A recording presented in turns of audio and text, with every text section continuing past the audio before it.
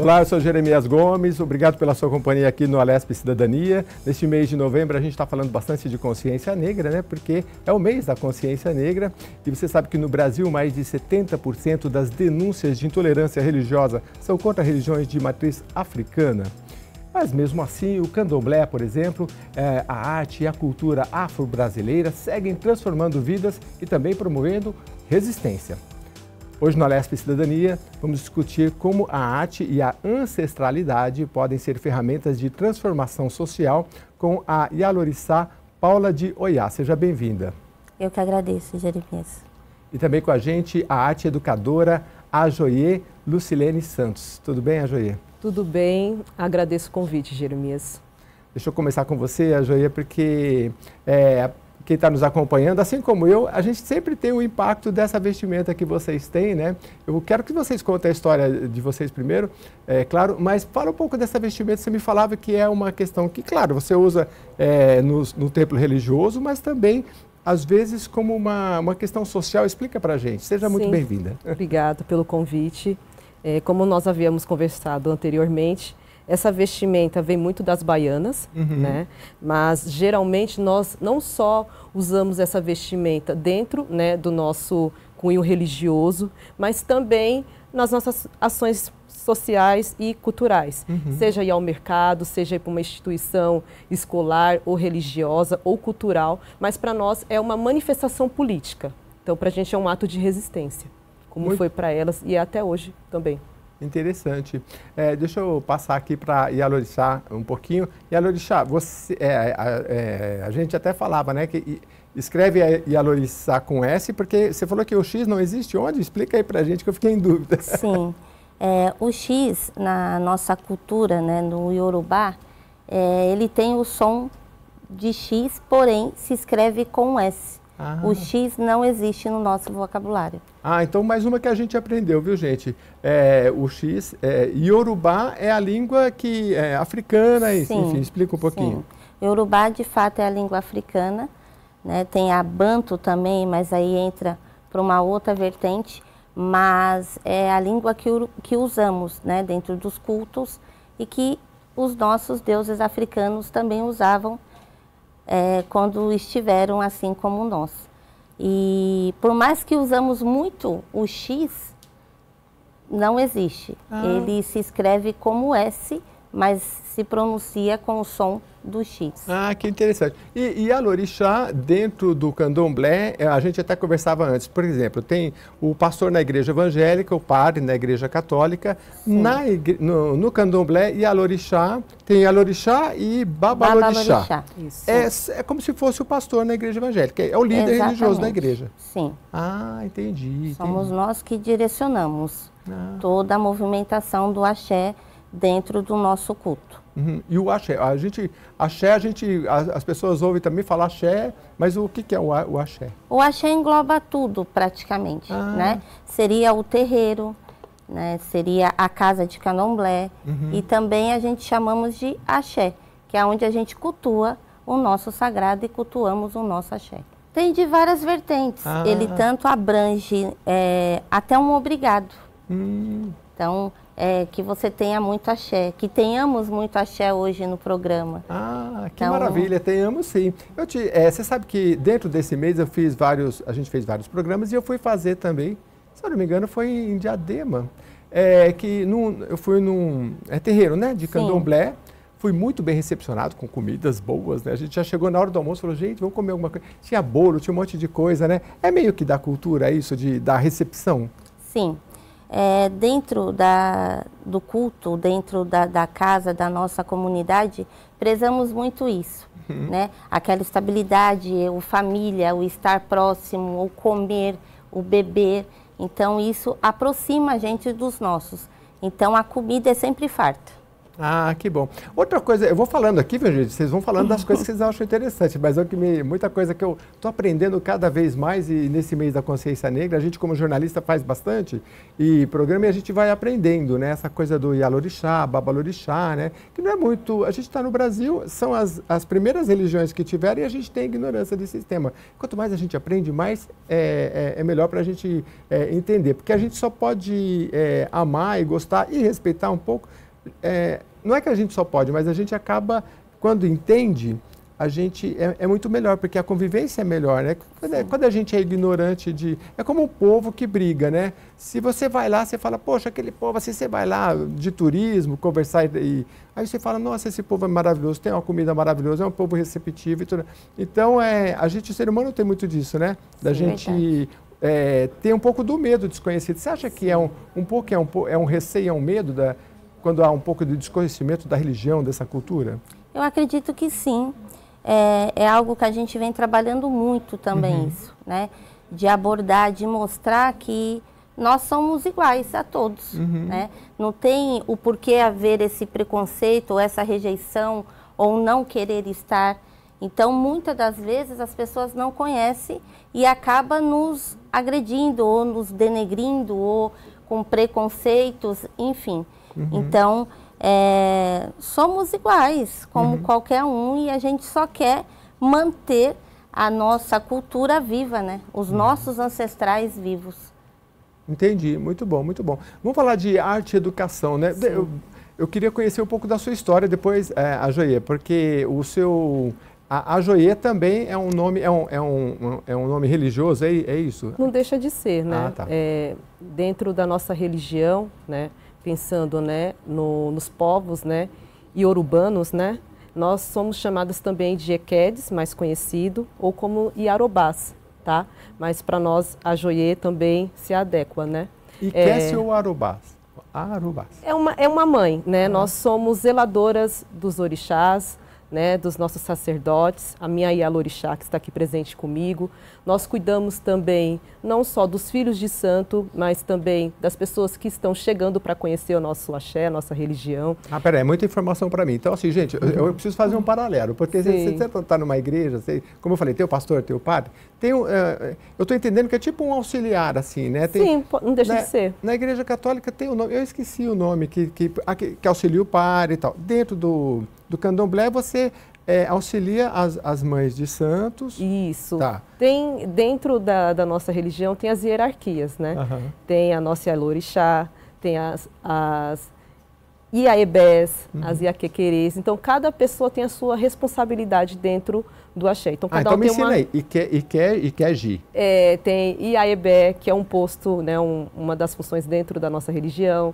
Tem a Iaquequerê, que é como se fosse a sucessora, né, mãe? A senhora pode... Isso, a mãe pequena do axé. É a mãe pequena do axé. E temos também os ogãs, que são os pais ogãs. Então, cada um tem a sua função dentro da religião. Tem as ebomes, que são as filhas, né, e filhos mais velhos, quando eles completam 7 anos, né, de desenvolvimento na religião. Então, é um mundo, né? É bastante nome. É muitas coisas para a gente, né, agora, se aprofundar. Uma coisa que me veio à cabeça aqui, que eu estou fazendo esse paralelo aqui, né, pelo que as pessoas mais conhecem, das igrejas mais conhecidas, católica, evangélica, se bem que o Brasil tem muitas, né, a gente aqui recepciona gente do mundo inteiro e das mais variadas.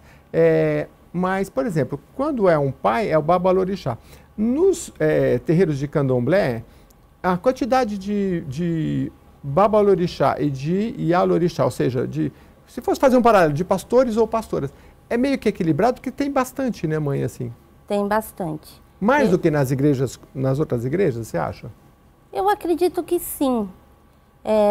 Há muitos Babalorixás, muitas Ialorixás, tem muita gente hoje cultivando essa ancestralidade. Então, hoje eu posso dizer que talvez haja, de fato, uma igualdade aí. Nossa, interessante, né? Você que é arte educadora, porque assim, essa representatividade feminina, pelo que eu estou entendendo, é maior do que em outros religiões, então, líderes mulheres, né? Sim, sim. Interessante isso, né? Até porque grande parte das mulheres que mantiveram, né, a religião, né, presente em algum período da vida, né?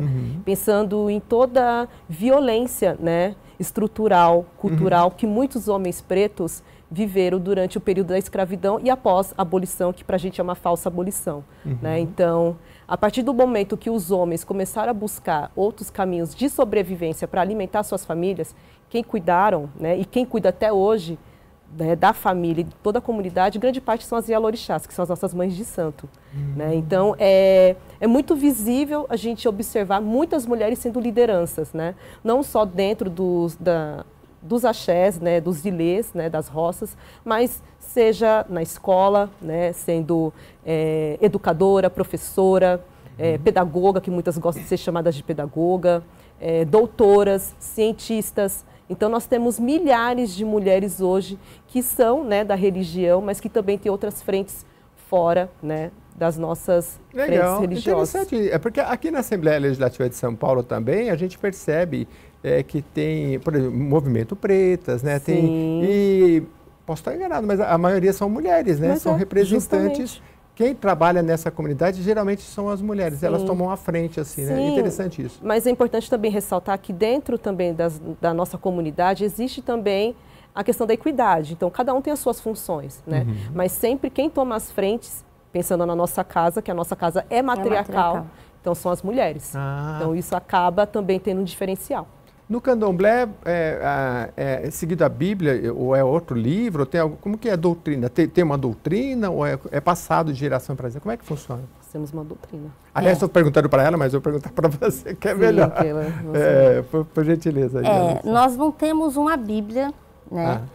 É uma religião muito oral, mas a gente tem um segmento ali, uma doutrina que seguimos, que... É como se fosse em todas as casas, assim.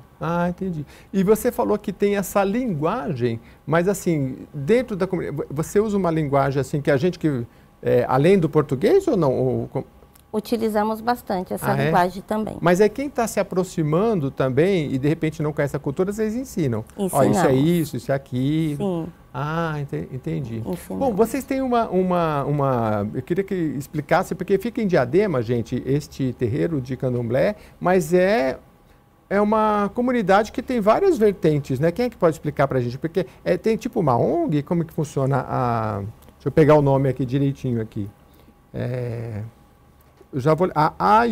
Ayodele? É a associação Ayodele. Ayodele é a associação. Isso. Sim. Mas é uma associação que promove o quê? Pode falar? Então, vamos lá. É uma associação que a gente desenvolve atividades artísticas, culturais e esportivas, né? Mas é tudo voltado para o cunho social.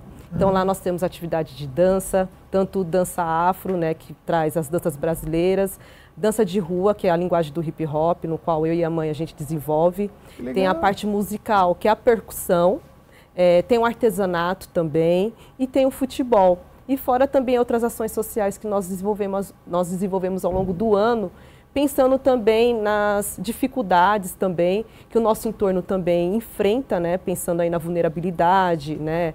Questão às vezes da assistência, né? Infelizmente social que a gente enfrenta. Então muitas famílias às vezes acabam precisando de um auxílio, né? De cesta básica, né? Às vezes de uma atividade socioeducativa. Nós fazemos essa ponte com a comunidade.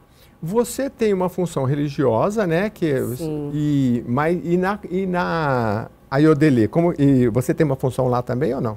Dentro da associação? Da associação. Sim, eu sou coordenadora cultural, então eu faço toda a parte da coordenação. Faz a coisa funcionar, então. A parte cultural, né? Tá. A nossa mãe Paula, ela é a presidenta da associação, então ela que faz toda a direção do trabalho, ela que fala para a gente o que a gente precisa desenvolver na comunidade, o que a comunidade também pede também, porque a gente também precisa escutar nosso público-alvo, né? Então, nós temos também uma direção também dentro da nossa instituição, a nossa associação. Que bacana. E a Lorissa, qual que é a maior demanda? Porque tem o braço social e cultural, né? Mas é aquilo, não dá para você nem dançar, vamos supor, um balé se você não tiver a sapatilha, né? Exatamente. Então é um conjunto, né? Como que são essas demandas ali na comunidade? E fala para mim também quantas pessoas vocês envolvem nesse projeto. Não vou falar atendido, mas envolve também, porque a arte da cultura não é nem atendimento, né? É uma promoção cultural, né? Sim. É muito gostoso a gente cuidar dessa parte também. Hoje nós cuidamos aproximadamente de 150 famílias. Nossa, 150? Com auxílios, com a arte, com a educação. Né? Então, é muito gostoso isso. Só que a gente também enfrenta muitas coisas, né? Porque não fazemos tudo sozinhos.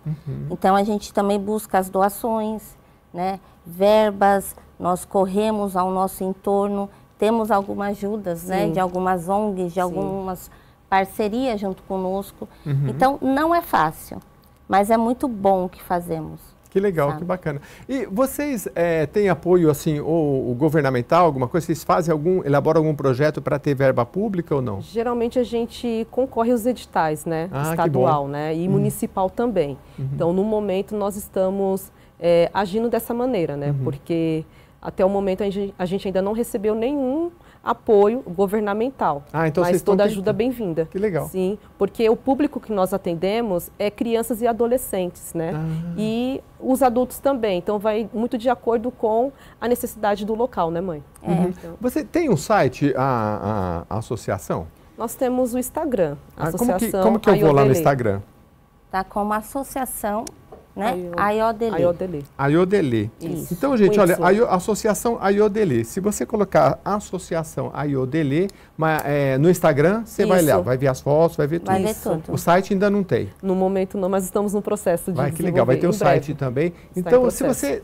Seja de Diadema, aliás, um site, eu fico pensando, né? Você pode ser do Brasil inteiro. Se você está ouvindo a gente aqui, quer ajudar eles a fazer um site, é o programador que faz meio que à distância, né? Você pode ajudar eles a fazerem um site. E uma coisa muito importante também é que, como vocês trabalham com criança e adolescente, no imposto de renda, eu não sei se vocês estão registrados, tudo já, mas de poder carrear o imposto de renda que você tem que pagar. Vamos supor, você tem que pagar R$5.000 de imposto de renda. Aí você pode deduzir, eu vou doar R$1.000 para a associação. Aí você pode colocar no seu imposto de renda lá. Não dá muito trabalho, e principalmente se você for da cidade, isso é muito legal, porque é uma forma de você deixar o seu dinheiro na sua cidade. Porque senão o seu dinheiro, ele vai para o imposto, vai para o governo federal e ele vai direcionar para vários lugares. Mas se você quer, porque está ali na comunidade, aquelas crianças, esses adolescentes, eles vão trabalhar ali, eles vão estar na empresa, talvez que você que está nos ouvindo tem, em Diadema. Então, uma forma de você estar perto e carregar algum recurso, não vai tirar nada do seu bolso, você vai ter que pagar mesmo. Então, acho que vale a pena você escolher a sua entidade. No caso lá de Diadema, pode visitar, né? Que bairro que está? Nós estamos na divisa, né, mãe? Temos a nossa sede em Diadema, ali no bairro do Eldorado. Bairro do Eldorado. Isso. E também nós temos nosso espaço, que ele é maior, que fica no Sete Praia, que é a divisa São Paulo com Diadema. Sete o quê? Sete Praia, é o bairro. Sete Praia. O Eldorado tem uma... Tá. E o terreiro fica onde? No Sete Praias. Sete Praias. E a associação fica do lado do terreiro? Sim. Então e nós temos também essa sede em Diadema. Legal. Faltam só 2 minutos desse bloco, mas eu quero começar então com essa parte de arte que é muito legal. O que vocês fazem?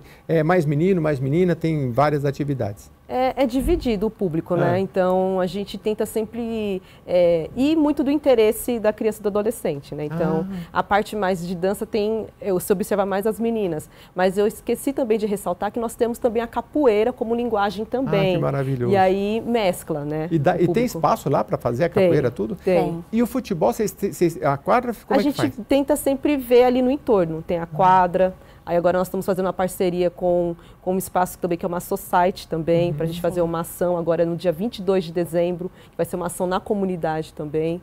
Então a gente trabalha muito com as lideranças comunitárias, com os espaços que tem, né? Como ofertar, que tem como colaborar com os nossos trabalhos. Então é isso, essa articulação comunitária. Maravilhoso. A questão cultural, né, de você poder promover.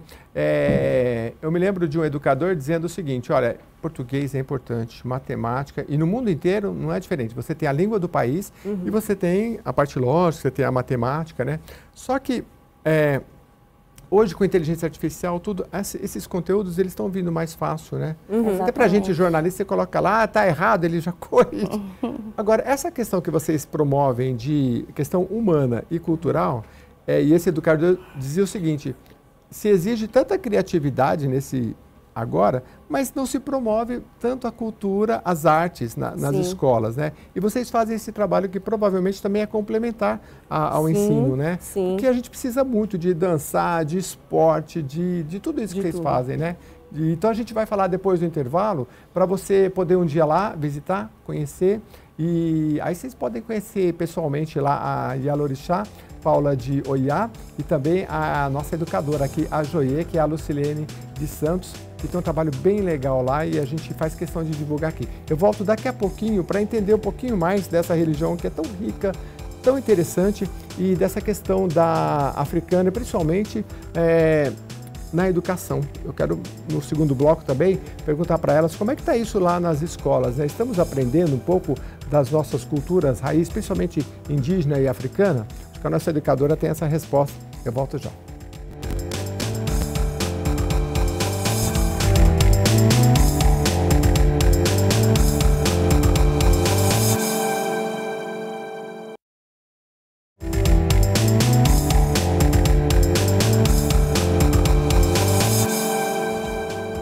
Estamos de volta aqui no Alesp Cidadania, conversando com a Yalorixá Paula de Oiá, né? Que está aqui com a gente, falando um pouco da religiosidade, né? E também com a arte educadora a Joie Lucilene Santos, que eu vou voltar agora com ela, com a Joie de novo. No primeiro bloco a gente estava falando da questão da cultura afro, que é uma obrigação, uma lei no Brasil, mas o percentual, né, que eu vi é ainda muito pouco. Você tem acompanhado um pouco disso?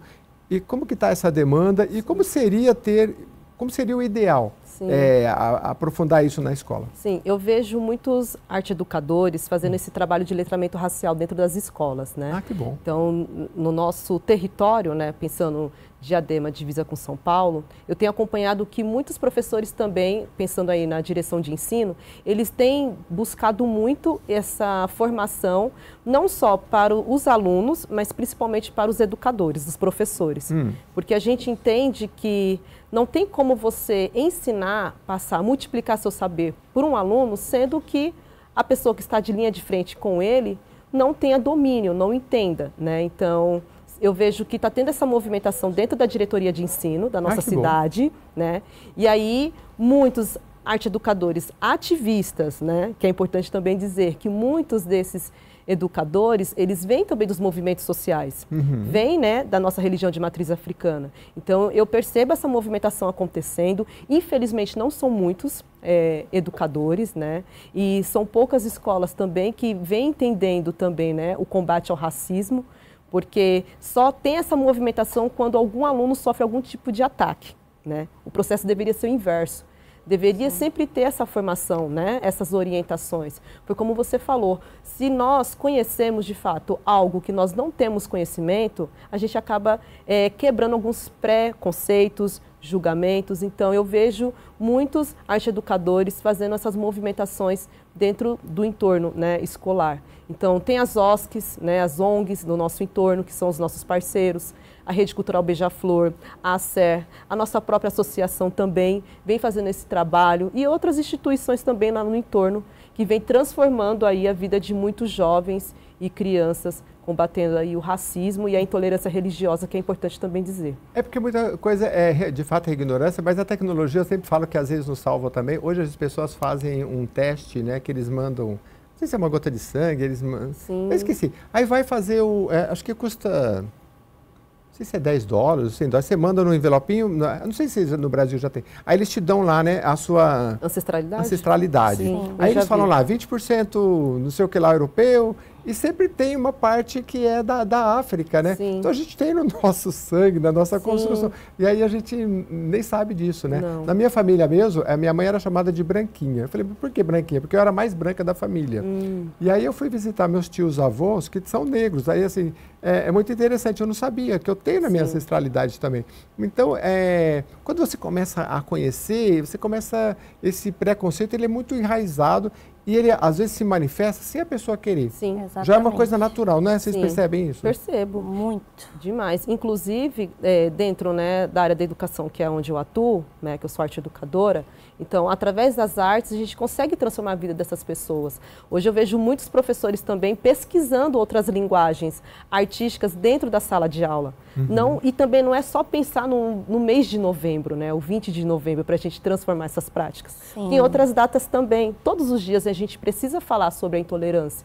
A gente precisa falar sobre o racismo, a gente precisa falar sobre todos os preconceitos, porque só aí a gente vai conseguir ter, de fato, empatia ou mínimo de respeito com as pessoas, sabe? Sim, e fazendo com que isso realmente esteja... Porque a gente não estuda ali nos livros... É que faz tempo que eu também estudei, né? Agora eu já não sei mais. Eu estudava aquele tempo era primário, né? Geografia, história, história da Europa, não sei o que lá. Sim. Não tinha história. Essa história do Brasil, da ancestralidade, da escravatura, ou seja, ou mesmo das questões culturais africanas, a gente teve muito pouco. Muito pouco. E eu acho que até hoje a gente ainda tem muito pouco. Sim. Você, Yalorissa, você, com 150 famílias que vocês atendem, deve ter uma criançada danada, né? Você é mãe de uma filha, mas você diz que tem muitas Sim, filhos. eu sou mãe da Lara, inclusive tem o nome da casa, Lara Ayodele. Mas infinitamente, assim, eu tenho milhares de filhos lá dentro e que me enche de carinho, de amor e que a gente briga, luta por eles e são imensas, assim. Você já teve algum caso, essa é uma pergunta para as duas, mas assim, Yalorissa, de algum caso de alguma criança que chegou que em algum momento foi ou desrespeitada na escola, e se passou por isso e... Muitas vezes. Muitas vezes. Que caso, por exemplo, assim? Tivemos o caso de uma adolescente que nós promovemos o Dia da Mulher, né? E ela, numa conversa, ela não quis participar conosco porque ela dizia estar com vergonha. E com a ajuda das nossas educadoras, conversamos com ela e tentamos entender o porquê que ela estava sentindo vergonha. E ela disse que na escola ela tinha feito um trabalho com os amigos e ela foi excluída desse trabalho, porque ela precisava fazer como se fosse um casamento e um menino era branco e não queria casar com ela porque ela era negra.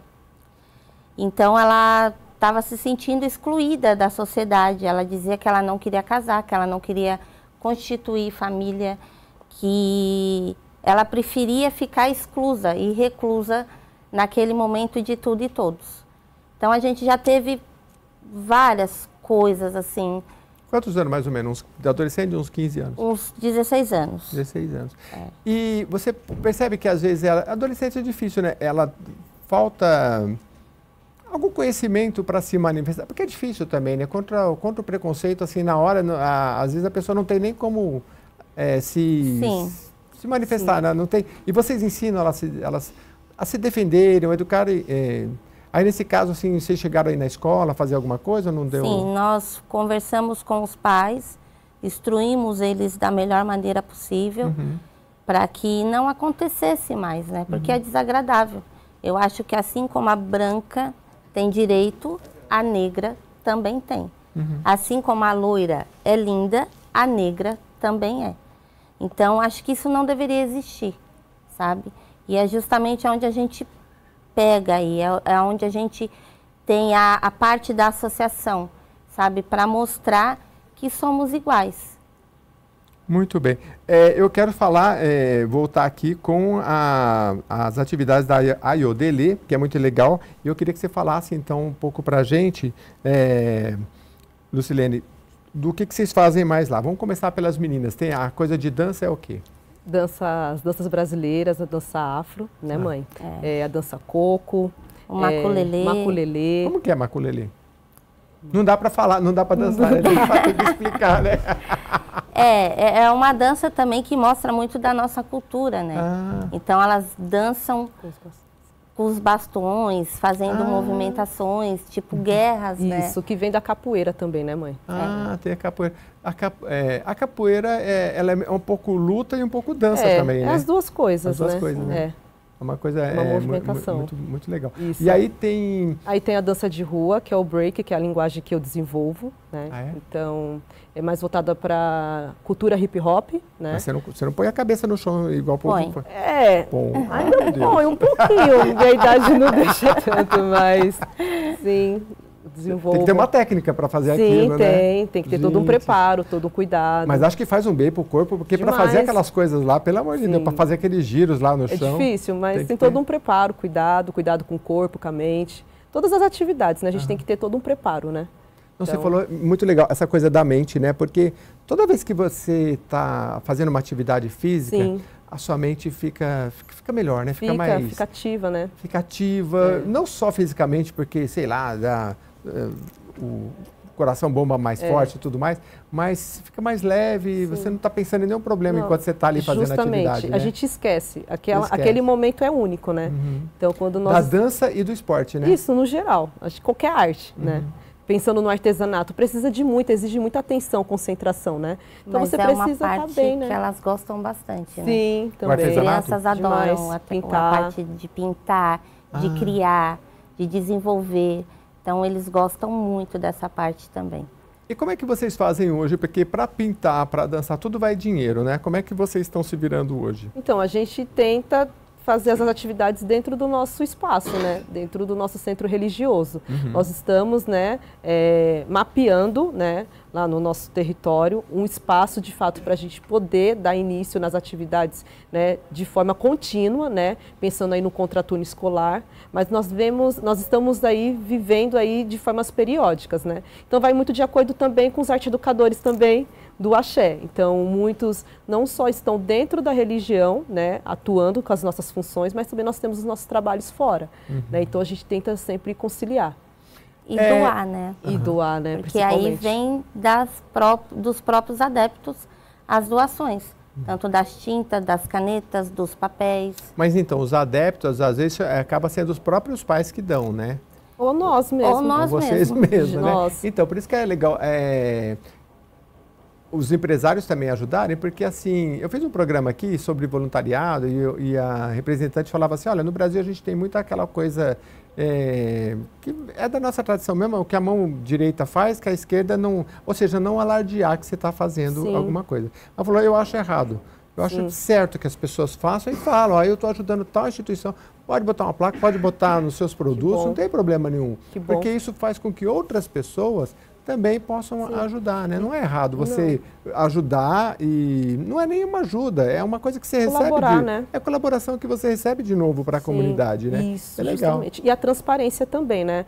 Que nem nós pensamos em ampliar nossos atendimentos. Certo. E lá no nosso espaço não comporta mais, né? Então bom que não comporta. Axé. Então nós precisamos de um local que a gente possa ampliar, né? Porque o entorno... Expandir ainda mais, né? O entorno porque a ideia é transformar essas 150 em milhares. Não, isso é maravilhoso. Porque se a gente pegar a condição social do Brasil, onde é que está a nossa força? Está na juventude, que muitos países não têm. E onde é que está a juventude? Está na periferia. E quem é que cuida dessa juventude? São essas associações, são essas religiões, como o Candomblé, que tem essa associação. Mas é ali que está a comunidade, é ali que está a demanda cultural e esportiva. Então, acho que fortalecer essas células é o mais transformador que a gente tem. E a Lorixá falou aqui, ela falou dos filhos, que é uma grande riqueza. E realmente a riqueza do país é o seu povo. Sim. E essa juventude, né? Essa juventude que vocês têm lá, que com certeza é maravilhoso, né? Eu sou muito feliz. Eu sou muito feliz e eu agradeço todos os dias a minha ancestralidade, a minha comunidade, os meus filhos, e eu não seria nada sem eles. Você já está nesse trabalho ali no terreiro de Candomblé e com a associação há quanto tempo? No axé em si, são 20 anos de Casas Abertas. Então você já tem história de criança que passou de colo para você e hoje está quase formada. Exatamente. Tem essas histórias? Conta uma pra gente. Temos sim. Nós temos a história da própria Laís, né? Sim, mãe. Perfeito. A Júlia. Quem é a Laís? Quem é a Júlia? A Júlia é uma menina encantadora que é até difícil falar da Júlia. Eu fiquei emocionada. Mas a Júlia hoje mora comigo, eu crio, né? Ela é filha do meu irmão por parte de pai. E foi uma menina que chegou assim na nossa vida para nos abraçar, sabe? Então, ninguém dava nada e hoje a Júlia passou em primeiro lugar na USP como veterinária. Que legal. Então, são histórias assim que nos faz ficar de pé. Primeiro lugar? Primeiro lugar. Gente, que coisa linda, que bacana. Então, mas é fruto do... E ela mora com você, e você ajudou a educá-la? Como é que foi? Sim. Foi a comunidade? Sim. E como é que foi esse processo assim? Porque é caro, né? É trabalhoso, né? Mas acho que depende muito da pessoa também. Tem um parente meu que ele falou uma frase para mim, eu nunca esqueci. Ele falou, olha, quem quer estudar, escreve até no papel de pão. Exatamente. E aí, quem não quer, você dá os livros, você dá tudo e não vai, Exatamente. né? E ela acho que quis, né? Ela quer, ela gosta muito. Legal. E ela se dedicou. E ela vem de escola pública, sabe? E ela chegava em mim e falava, mãe, eu vou fazer, eu vou estudar, eu vou... E ficava horas ali estudando. Que bacana. E nessa primeira prova, ela chegou em casa toda feliz. Nós estávamos, inclusive, na parte do axé, né? E ela chegou assustando a gente, assim, com os olhos todos marejados de água, falando assim, eu consegui, a gente conseguiu o que eu consegui. Tá, mas fala, e nem ela conseguia falar e nem a gente, acabou todo mundo chorando e emocionado com a fala dela, porque ela falou, eu passei, eu consegui. E foi muito importante, assim, sabe? A gente vê os olhos dela, a garra, a vontade, e ela vê que mesmo a menina de periferia, né, com tantas dificuldades, ela pode e ela consegue e ela é igual a todo mundo. E eu me lembro aqui dessas questões da cota na área da educação, né? E que houve um debate amplo, se deveria, tem gente que era favorável, não contra. Depois, ao longo do tempo, foi se percebendo que, os próprios números mostraram que nessas cotas, essas pessoas se aproveitaram muito essa cota e não desistiram, não tinha, como fala, evasão, né? São pessoas que têm notas boas, se formaram. Sim. Então, assim, faltava só a oportunidade mesmo para essas pessoas ingressarem em faculdades públicas e tudo mais, né?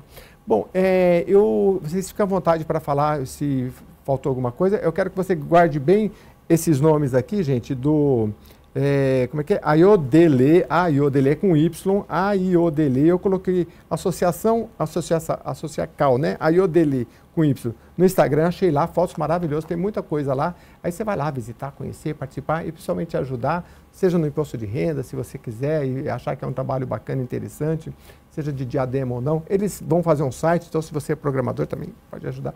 E eu fazendo um programa aqui, Yalorixá, sobre consciência negra, e me falaram dessa lavagem como é que tem as lavagens, que é muito comum na Bahia, a lavagem das escadarias? A lavagem do Bonfim. A lavagem do Bonfim.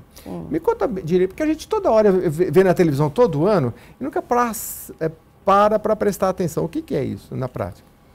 Na prática é essa junção, tanto do candomblé quanto da Igreja Católica, né? Então, são cultos que fazemos ali em portas de igreja para lavar, para sacramentar, né? Aquela história, a ancestralidade, os santos. Então, são águas cheirosas, são potes de águas perfumadas que a gente lava ali para saudar e para homenagear os nossos orixás, os nossos deuses. Sabe por que eu pergunto isso? Porque a gente conversou aqui com uma representante da cidade de Franco da Rocha, que tem um trabalho muito bonito lá também, ela veio aqui, e ela falou disso e eu nunca tinha parado para prestar atenção, e eu falei, mas como é interessante, porque é um tremendo símbolo de respeito, né? Eu lembrei de Jesus lavando os pés, salvo engano, de um apóstolo e tal, né? Sim. Porque Jesus quis mostrar, não, deixa, que ele disse, eu deveria lavar seus pés, Senhor. Ele falou, não, e Jesus lavou.